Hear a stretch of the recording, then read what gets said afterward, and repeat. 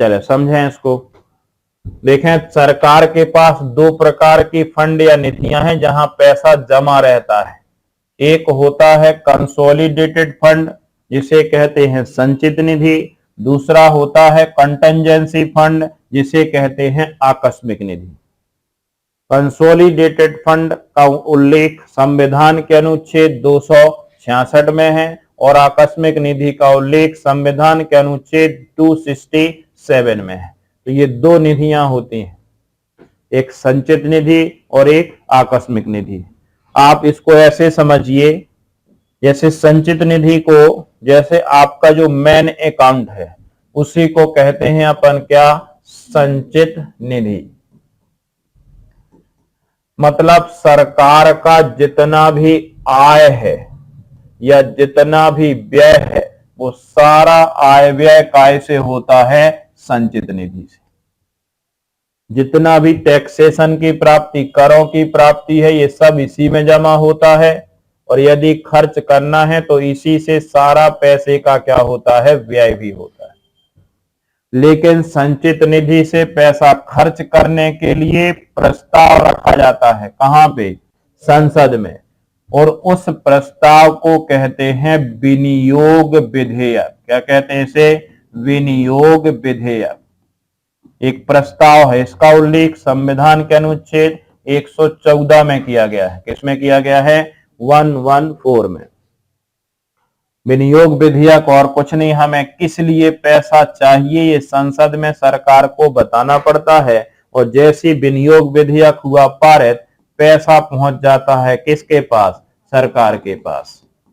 अब सरकार के पास जो पैसा गया, इसके लिए सरकार या मंत्री जिम्मेदार है कि जहां पैसा मंगाया मंत्री जी वहीं खर्च कर रहे या कुछ कहीं और खर्च कर रहे। ठीक है, मान लो सरकार ने मंगाया तो था कि ये रोड बनानी है और मंत्री जी ने बनवा लिया अपना घर। पता चला रोड है ही नहीं, मंत्री जी से पूछा रोड कहाँ गई, बोले वो बरसात हुई थी, बनवाई तो थी, बरसात हुई तो पूरी बह गई। ठीक है, तो मंत्री जी प्रमाण दीजिए फिर, कितनी सीमेंट लगा, कितनी गिट्टी लगी, कहां से मंगवाई थी आपने, खर्चा कितना हुआ, ब्यौरा दो।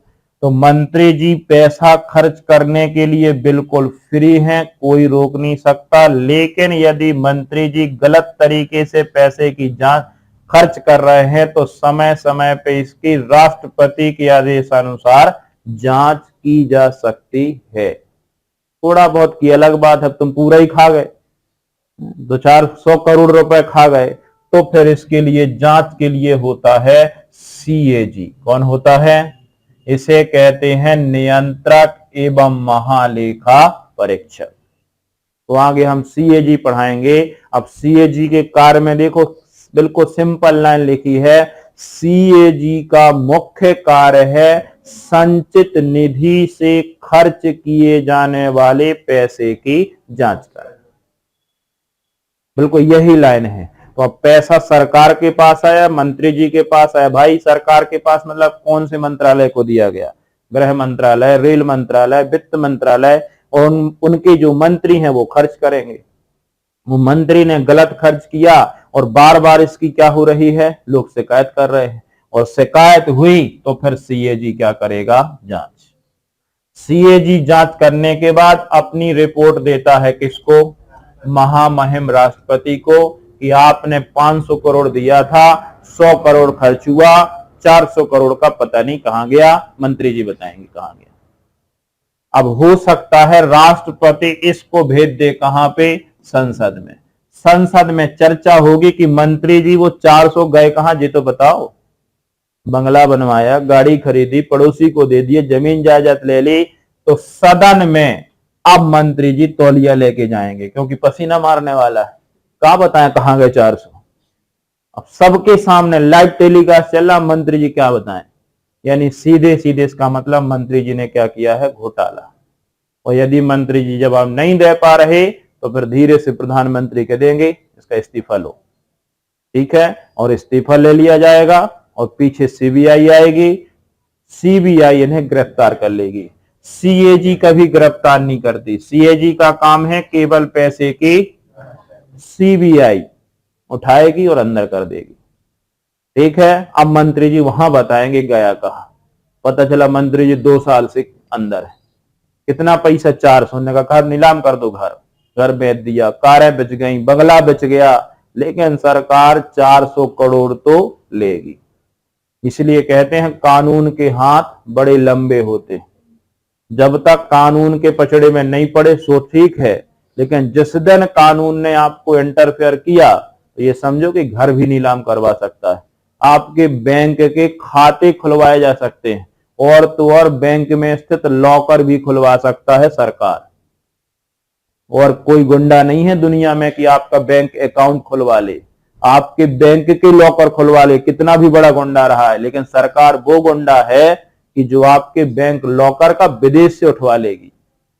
ये है सरकार। तो मंत्री जी, कई ऐसे मंत्री, अभी आम आदमी पार्टी के मनीष सिसोदिया कितने साल से, 2 साल से जेल में है, ठीक है, और पूरा जितना पैसा लिया सब निकलेगा। मतलब आप खर्च करने के लिए फ्री हैं, लेकिन वहां खर्च करो जहां जरूरत हो। आपके पास भी आता है पैसे, नहीं आते? यही है मान लो अकाउंट, फोन पे, पापा ने पैसा डाला, आपने पापा से कहा कि हमें पैसा चाहिए, संसद में रखा प्रस्ताव, संसद मान लो मम्मी पापा, ठीक है, तो आपने मम्मी पापा के पास प्रस्ताव रखा कि हमें इस महीने 5,000 रुपए चाहिए। पापा ने मम्मी से बात करी, हो सकता है पूछ लिया जाए काय के लिए, तो आप ये प्रस्ताव पे चर्चा हुई। अब संसद में क्या चल रही है? चर्चा। हमने कहा देखो 2,500 किराया था, आंटी जी ने बढ़ा के 3,000 कर दिया, 500 उधर ज्यादा लगने लगे। पीएससी का फॉर्म भरना है तो 600 वो देना है, ठीक है। कोचिंग की फीस सर ने 600 से बढ़ा के 800 कर दी, तो वहां देना है 200 रुपया, ठीक है। ऐसा सब आपने प्रस्ताव में बताया। उन्होंने कहा ठीक है, अब जब मांग रहा है तो ठीक है, हो सकता कटौती भी कर ले। एक प्रस्ताव और होता है कट मोशन, कटौती प्रस्ताव, कि नहीं यार अब 5,000 नहीं 4,500 में काम चलाओ। तो कटौती प्रस्ताव लगता है तो लाया जाएगा, नहीं लगता तो पारित कर दिया। पापा ने उठाया फोन पे, आपके अकाउंट में डाल दिए, कितने? अब आपके अकाउंट में आ गए। अब आप चाहो तो वहां खर्च करो जहां मंगाए हैं, और चाहो तो टाकी चले जाओ। कौन देख रहा? कौन देख रहा भाई? कैमरे तो लगे नहीं है वहां के, पापा देख रहे थे तुम कहां बाहर जा रहे, ठीक है, आप जहां चाहो। आपने पता चला कि उस पैसे का मिसयूज किया, ठीक है। कई लोगों ने शिकायत करी, सागर में मौसा जी रहते हैं, कोई तुम्हारा लड़का वही टाकी जी पे खड़ा रहता है यार, हम 3 बार देख चुके हैं। एक दिन और मौसा जी ने और वहां फुक्की मार रहा है, सिगरेट पी रहा है, थोड़ा समझाओ बच्चे को, पढ़ाई करता पढ़ाई करे। मतलब बार बार ऐसी क्या जा रही थी आपकी शिकायतें। पापा ने जांच करवा दी। क्या करवा दी? तो एक सीएजी भेजा। सीएजी सबसे अच्छा होता है अपना मामा। कौन होता है? क्योंकि बाकी कोई भी आपकी जांच करेगा, कोई जैसे चाचा आए जांच करने, तो चाचा की मम्मी नहीं मानेंगे। यदि चाचा कह दें कि तुम्हारा लड़का सिगरेट पीता, मम्मी ऐसे कैसे पीता है, हमारा लड़का पीता ही नहीं, ये झूठ बोल रहे नहीं है, तो चाचा की नहीं मानेंगे, ठीक है। भाई को भेजो, लड़ पड़े पता तो दोनों। जी एक ऐसा कैंडिडेट होता है घर में, कौन? मामा, जो पापा का भी खास और मम्मी का तो खास है ही है। मतलब वो कह दे तो फिर 100% श्योर ही है। जैसे घर में कोई बात ना बन रही हो तो ये इस आदमी को बुला लो आप, ये सब काम बनवा देगा। हमारी शादी में बहुत बड़े रोल निभाते थे ये लोग। नहीं कोई भी चीज रखना है, नहीं बताना है, पापा से क्या बोले, हम इसको करवा मामा, थोड़ा सा मामा जाके वहां मम्मी से भी बोल देते तो मम्मी भी मान लेती थी, दो 5,000 दो, मंगा रहे 5,000 ले आए। पापा से मतलब पापा का क्लोज रहे, साला साला है पापा का, खास होता है नहीं होता है, जीजा साले का रिश्ता ही अलग है। और मम्मी का तो भाई कहलाया। तो अंदर बाहर से लेके कोई चीज किसी को पता हो, घर वालों को ना हो, इन्हें पता होता है। किनको? कितने गहने आए, कितना क्या है, तो वो मामा खास इंतजाम भी करता है। मामा पूरा मैंने हेड कहूं, घर का लीडर ही बन जाए। तो ये आदमी, अब मामा आए ने कहा भांजे राजा। अब मामा को एक नियम है कि भांजे पे हाथ नहीं उठा सकता, सुना है ये? हमारे यहाँ कहते थे कि भांजे पे हाथ नहीं दो, बढ़ापे में हाथ कांपते, हमारे दादाजी बोलते हैं। इसलिए मामा कभी मार ही नहीं सकता है। वैसे ही सीएजी कभी गिरफ्तार तो कर ही नहीं सकता है। प्यार से पूछे तो बेटा वो 5,000 आए थे, पापा ने कहा खर्च हुई? आंटी जी ने किराया नहीं बढ़ा दिया था। किस्मत से तुम कोचिंग गए और मामा मकान मालिक से मिल लिए, आंटी किराया बढ़ा दिए तुमने हमारे भांजे का। और कहाँ बोला था 3 देता, कहाँ देता तो 2.5 ही है। 500 का घोटाला। किस्मत से कोचिंग आए, सर फीस बढ़ा दी आपने 800। अरे कहाँ बढ़ाई, तो देता तो 600 है, 200 का यहाँ घोटाला। बेटा फॉर्म भरा था तो अपने पीएससी का दिखाओ थोड़ी उसकी, वो नहीं दिया, ऑनलाइन वाले ने दिया ही नहीं, रिसिप्ट ही नहीं दी। अच्छा मतलब 600 का जी ऐसा सोई हो सकता है, मैसेज दिखा दो, कुछ कुछ तो होगा, मेल कुछ नहीं है मामा, कुछ है नहीं रिकॉर्ड। मतलब 600 का कहाँ भरा था फॉर्म, ये बता दो। हम ऑनलाइन वाले के यहाँ मतलब 6 ऐसा करके तुमने 1,500 का चूना लगाया। अब मामा कुछ नहीं, जाके सीधे रिपोर्ट घर में दे देंगे कि ऐसी ऐसी बात है।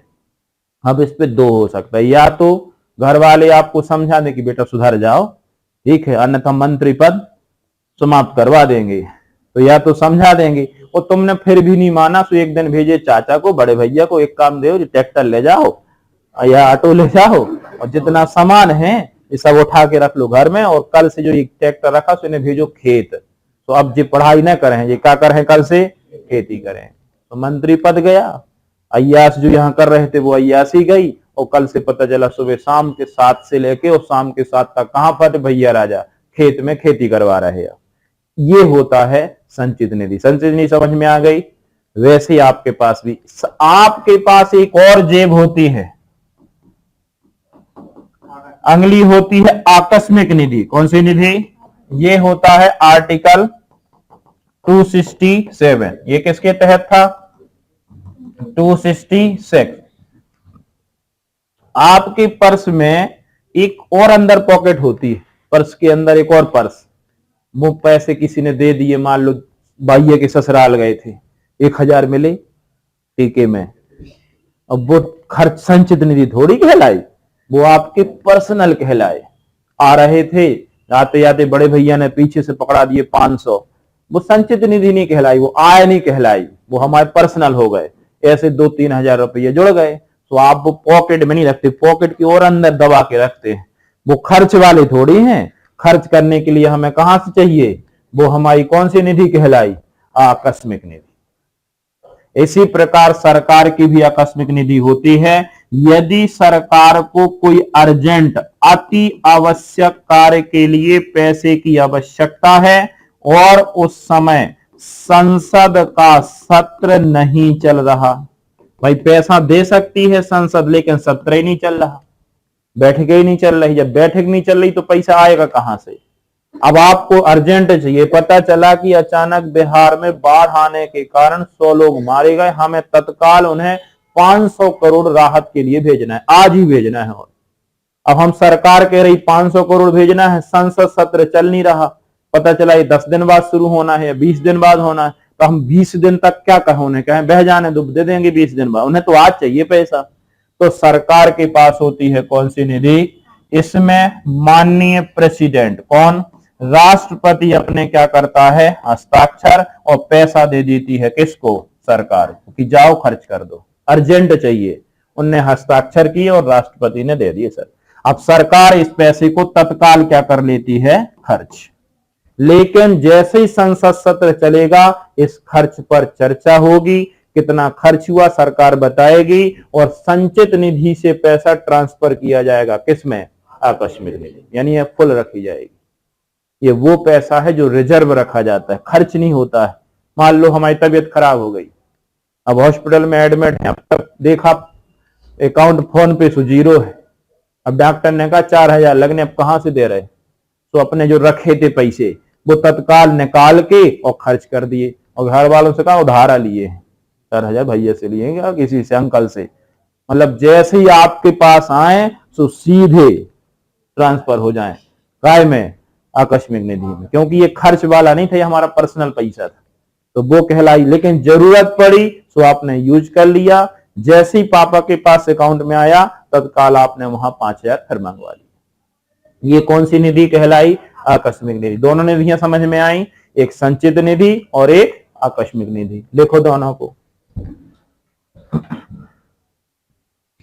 चले देखे, इसमें लिखा यही है जो अभी समझाया, कि सरकार को प्राप्त सभी राजस्व काय में जमा होते हैं?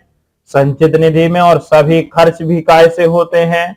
इससे पैसा खर्च करने के लिए संसद में एक प्रस्ताव लाया जाता है, जिसे क्या कहते हैं, विनियोग विधेयक। ठीक है, उसका उल्लेख किसमें, अनुच्छेद 114 में। दूसरी कौन सी निधि है, आकस्मिक निधि, इसका उल्लेख अनुच्छेद 266। जब संसद का 267 जब संसद का सत्र ना चल रहा हो और सरकार को अति आवश्यक कार्य के लिए पैसों की क्या हो, भाई पैसे, संसद सत्र चल रहा तो पैसे ले लो।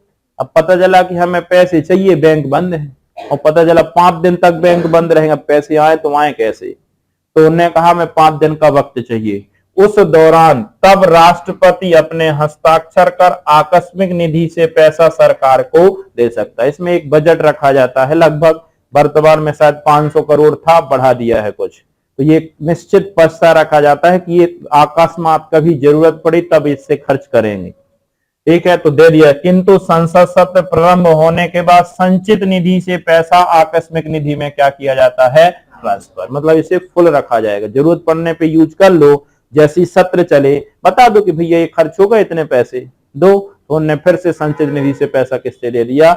लेकिन अब इसका मतलब ये नहीं है कि आकस्मिक निधि से पैसा चाहे जहां उड़ा दो, भाई अभी तो खर्च कर दो, सत्र चलेगा तो बताना पड़ेगा कि कितने पैसा कहां खर्च हुए, किस